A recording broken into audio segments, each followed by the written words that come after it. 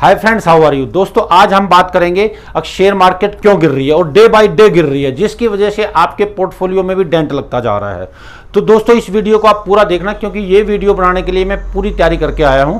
तो ये वीडियो पूरी देखने के बाद आपको ठीक से पता लग जाएगा अब भाई हमारी मार्केट क्यों गिर रही है, इसके गिरने के क्या वजह हैं और कितनी गिर सकती है और अभी हमें क्या करना चाहिए। तो दोस्तों चलो वीडियो में आगे की तरफ बढ़ते हैं। जय हिंद, मैं सूबेदार रमेश कुमार, रिटायर्ड आदित्य बिरला कैपिटल का सब स्टॉक ब्रोकर और लीगल रूप से म्यूचुअल फंड डिस्ट्रीब्यूटर। तो दोस्तों हम बात कर रहे थे शेयर मार्केट की। दुनिया के जो बड़े बड़े देश है, अमेरिका हुआ, जापान हुआ, फ्रांस हुआ, इटली हुआ, जर्मनी हुआ, इंग्लैंड हुआ, इन सब देशों की मार्केट तकरीबन 20 से 25-30% दोस्तों गिर चुकी है। लेकिन हमारा सेंसेक्स अभी भी मात्र 12 से 14% डाउन है। ये जो है ये दर्शाता है कि हमारी जो इकोनॉमी है रेस्ट ऑफ द वर्ल्ड से सबसे बढ़िया है, सबसे मजबूत है और आने वाले टाइम में अच्छा परफॉर्म करेंगी। तो दोस्तों हम बात करेंगे कि ये क्यों गिर रही है, मार्केट क्यों गिर रही है। हम जो ना पॉइंट टू पॉइंट बात करेंगे, लेकिन सबसे पहले बड़े पॉइंट को लेंगे, शेयर मार्केट गिरने का क्या कारण है। दोस्तों सबसे बड़ा जो कारण है वो है इन्फ्लेशन, महंगाई। आप लोगों ने देखा कि 2020 के अंदर जब कोरोना आया तो पूरी की पूरी इकोनॉमी एकदम ध्वस्त हो गई थी, टोटली जो ना इंडस्ट्री बंद हो गई थी, मोस्ट ऑफ द इंडस्ट्री। तो गवर्नमेंट ने फिर उसको उभारने के लिए, जैसे कोरोना कम हुआ तो इन्फ्लेशन को उसको उभारने के लिए बहुत ज्यादा स्टिमुलेट पैकेज दिए, बहुत ज्यादा राहत कोष के बड़े बड़े पैकेज दिए। पूरी दुनिया के देशों ने अपने नागरिकों को उसमें डायरेक्ट रूप से कम फायदा पहुंचाया गया, लेकिन इनडायरेक्ट रूप से ज्यादा पहुंचाया गया, जिसकी वजह से जो ना पूरी ही दुनिया की जो इकोनॉमी है वो तो पटरी पे आ गई। लेकिन एक इन्फ्लेशन, उसका नेगेटिव पॉइंट क्या हुआ, एक इन्फ्लेशन ने जो ना बहुत बड़ा मुंह फुकार लिया और जो है पिछले 40 साल के लेवल पे अमेरिका की महंगाई आ गई, 10-12 साल के लेवल पे हमारे देश के अंदर महंगाई आ गई। तो इसको कम करने के लिए, महंगाई को कम करने के लिए गवर्नमेंट के पास एक ही टूल होता है, वो CRR और रिजर्व CRR बढ़ाता है और रेपो रेट बढ़ाता है। थोड़ा सा हम CRR के बारे में जानेंगे और रेपो रेट के बारे में जानेंगे।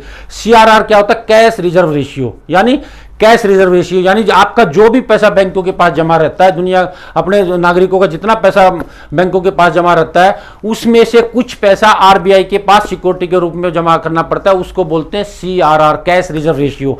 तो ये 4% तक था, यानी कि अगर आपका पैसा 1 लाख रुपए बैंक के पास जमा है तो उसमें से 4,000 रुपए पहले जो ना रिजर्व के बैंक के पास जमा करना पड़ता था। अब इसमें 40 बेसिस पॉइंट को बढ़ा दिया है, तो अभी जो ना 4400 रुपये आपके वहां पे जमा करने पड़ेंगे, जिससे बैंक के पास लिक्विडिटी कम रहेगी।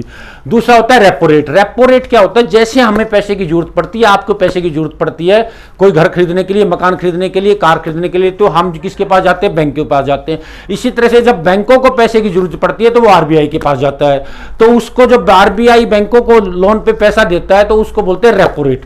तो वो जो है ना पहले 5% था, अभी उसको 5.5% कर दिया, उसमें 50 बेसिस पॉइंट की बढ़ोतरी करी। तो दोस्तों इसके बढ़ने से क्या होता है, इसके बढ़ने से ये होता है, अब जब ये बढ़ता है तो बैंकों के पास से जो है लिक्विडिटी शक होकर के और रिजर्व बैंक के पास चली जाती है। यानी इससे जो ना आप पैसा गवर्नमेंट के, अगर आप बैंकों में पैसा जमा करोगे आपको ज्यादा ब्याज मिलेगा, अगर आप बैंक से लोन लेंगे तो फिर आपको बहुत ज्यादा और पैसा देना पड़ेगा लोन के रूप में।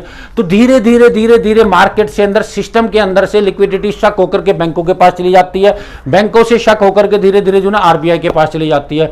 और होता है क्या है, जब मार्केट के अंदर, सिस्टम के अंदर पैसा कम होता है तो ऑटोमेटिक खपत कम हो जाती है, डिमांड कम हो जाती है और महंगाई धीरे धीरे धीरे धीरे कम हो जाती है। अगर हम मान लो जैसे आपने पिछले कुछ सालों से देखा, कुछ सालों से 1-1.5 साल से देखा, हाउसिंग सेक्टर के अंदर कुछ डिमांड आई है, हाउसिंग सेक्टर के अंदर कुछ डिमांड आई है। उसका मेन रीजन ये था, बैंकों ने 5% तक जो ना होम लोन देना शुरू कर दिया। तो जो आदमी जो है ना 30 लाख की उसकी लेने की एक कैपेसिटी थी, तो वो 40 लाख 50 लाख रुपए तक का भी लोन लेना शुरू कर दिया, क्योंकि उसको 1 लाख के ऊपर 20 साल में मात्र 550 रुपये की जो ना किस्त देनी है। तो इस तरह से CRR काम करता है, इस तरह से कैश रिजर्व रेशियो काम करता है। यानी ये एक ही टूल होता है जिसकी वजह से जो ना गवर्नमेंट इकोनॉमी को बूस्ट करती है, इसको कम करके, और इन्फ्लेशन को कम कर और इन्फ्लेशन को डाउन करती है, इसको जो ना बढ़ा करके। जब ये बढ़ाती है तो सिस्टम से जो ना लिक्विडिटी शक होकर के बैंकों के पास चली जाती है। जब इसको कम करती है तो इसमें जो ना इससे जो ना जनता को लोन पे बैंक कम से कम में पैसा देना शुरू कर देते हैं और लोगों के पास लिक्विडिटी की तरलता ज़्यादा हो जाती है, लिक्विडिटी ज़्यादा हो जाती है और उनका एक्सपेंडिचर बढ़ जाता है, डिमांड बढ़ जाती है। तो यही जो ना हमारे देश में नहीं, पूरी दुनिया में यही चलता है। CRR का काम और कैश रिजर्व रेशियो का काम यही होता है। तो जो ने अभी पीछे अमेरिका की गवर्नमेंट ने इसको बढ़ाया और अभी जो ना कुछ दिन पहले हमारे आरबीआई ने इसको बढ़ा दिया। तो इसकी वजह से क्या होता है, शॉर्ट टर्म इफेक्ट थोड़े से दिखने को मिलेंगे। अगर भाई हमारे जो कंपनियों को जो फायदा हो रहा था, मोस्टली कंपनियां लोन लेके काम करती है, तो उन पे जो है ना, जो पहले उनको अगर मान लो 7% पे रेट ऑफ इंटरेस्ट पे ब्याज मिल रहा है, पैसे मिल रहे थे, तो अभी उनको 8 या 8.5% पे मिलेंगे। तो उनका जो प्रॉफिट है वो कम हो जाएगा। प्रॉफिट कम हो जाएगा तो वो आपकी बैलेंस शीट पे दिखेगा, बैलेंस शीट पे दिखेगा तो थोड़े उनके प्रॉफिट कम दिखेंगे। तो इस तरह से ये, लेकिन दोस्तों ये शॉर्ट टर्म इफेक्ट होता है। गवर्नमेंट चेंज हो, कोई भी गवर्नमेंट आओ, तो थोड़े से दिन शेयर मार्केट को ऊपर नजर आएगी, फिर ये शेयर मार्केट अपनी रफ्तार से चल पड़ती है। कोई भी महामारी आए, आपने देखा 2020 के अंदर बहुत बड़ी महामारी आई, मार्केट बहुत ज्यादा गिर गई, फिर एक साल के अंदर बढ़ गई। आपने 2008 में देखा था, बहुत बड़ा जो ना वर्ल्ड वाइड मंदी आई थी, लेमन ब्रदर बैठ गया था, जो वर्ल्ड का तीसरे नंबर का बैंक था अमेरिका का। फिर जो ना 2009 आते आते मार्केट फिर उसने करा। तो कहने का बात यह है कि आप इससे बिल्कुल भी ना घबराएं। आप इस जो ना शॉर्ट टर्म इफेक्ट है, इससे बिल्कुल भी ना घबराए। आप इसके अंदर जितना भी हो सके, आप जो ना आपके पास जो भी लिक्विड है, जो भी लिक्विडिटी स्पेयर है, जितना पैसा आप डाल सकते हो, लेकिन ध्यान रहे जो आपको पैसा 6 महीने या 1 साल के अंदर जरूरत पड़ने वाली है, उस पैसे को आप इक्विटी म्यूचुअल फंड में ना लगाए, उसको आप डेबिट फंड में लगाए और लगातार आप पैसा डालते जाइए। बहुत जल्दी आप देखेंगे दिवाली आते आते, अगर दिवाली से पहले ही दिवाली बन जाएगी और आपके पोर्टफोलियो जो आज अपने प्रॉफिट से 10% डाउन है, प्रॉफिट से 10% डाउन है, आपके लॉस से नहीं है, तो वे दिवाली आते आते हो सकता है 20% अप में चले जाए। जिसका जो ना 50 लाख का पोर्टफोलियो है उसको 10 लाख रुपये फायदा हो जाएगा, जिसका 20 लाख का पोर्टफोलियो है उसके पोर्टफोलियो में और 4-6 लाख रुपये की ग्रोथ होगा। तो दोस्तों ये एक मेन रीजन था। दूसरा जो रीजन है वो है अब भाई जियोपॉलिटिकल टेंशन, जो लड़ाई चल रही है 2 महीने हो गए, उससे भी कहीं ना कहीं कुछ सेक्टरों पे फर्क पड़ रहा है। जैसे कि हमारे देश में इन्फ्लेशन बढ़ने के कारण जो तेल वगैरह खाने के टेबल ऑयल है वो बहुत ज़्यादा बढ़ते जा रहे हैं, क्योंकि वो हम यूक्रेन से ले रहे थे। उसके बाद क्रूड ऑयल के अंदर बहुत ज़्यादा बढ़ोतरी होती। तो ये जो लड़ाई हुई है इससे भी कहीं ना कहीं इसका फर्क पड़ा है दोस्तों।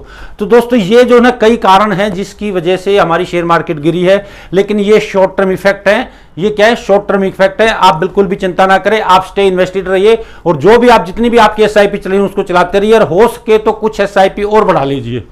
तो दोस्तों ये मैंने जो ना अच्छे से कोशिश की आपको बताने के लिए। इसके अलावा आपका कोई भी क्वेश्चन है तो आप कमेंट बॉक्स में आकर के मेरे को बता सकते हो, मेरे से पूछ सकते हो। और अगर आपने मेरे चैनल को अभी तक सब्सक्राइब नहीं किया होता, कृपया करके सब्सक्राइब करें। और मेरी वीडियो अगर आपको अच्छी लगी हो कम्युनिटी के लिए, तो मेरी वीडियो को अपने जो नियर डियर